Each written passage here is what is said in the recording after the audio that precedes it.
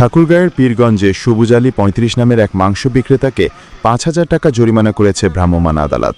সোমবার ২৬ জানুয়ারি দুপুরে উপজেলার ভোমরাদহ ইউনিয়নের সেনুয়া চৌরাস্তা এলাকায় অভিযান চালিয়ে এ জরিমানা আদায় করা হয়।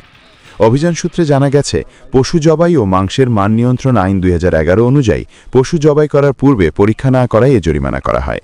অভিযানে নেতৃত্ব দেন উপজেলার সহকারী কমিশনার ভূমি ও নির্বাহী ম্যাজিস্ট্রেট NM ইশফাকুল কবির। এ সময় উপজেলা প্রাণী সম্পদ কর্মকর্তা doctor Ranjit Chandra Singha, veterinary surgeon doctor Sanjid Hasan ও পীরগঞ্জ থানা পুলিশের একটি টিম অভিযান পরিচালনায় সহযোগিতা করেন। জনস্বার্থে এই অভিযান অব্যাহত থাকবে বলেও জানান প্রশাসনের ওই কর্মকর্তা। উল্লেখ্য, স্থানীয়দের দীর্ঘদিনের অভিযোগ ছিল, ব্যবসায়ীরা বেশিরভাগ রোগাক্রান্ত পশু, ছাগল বিভিন্ন হাটবাজার ও এলাকা থেকে কম দামে কিনে স্বাস্থ্য পরীক্ষা ছাড়াই সেনুয়া চৌরাস্তায় নিয়ে এসে জবাই করে মাংস বিক্রি করতেন। আর এসব ছাগল লোক দেখিয়ে প্রকাশ্যে জবাই করে বিভিন্ন এলাকার পাইকারি মাংস বিক্রেতাদের কাছে পাঠিয়ে দেন তারা।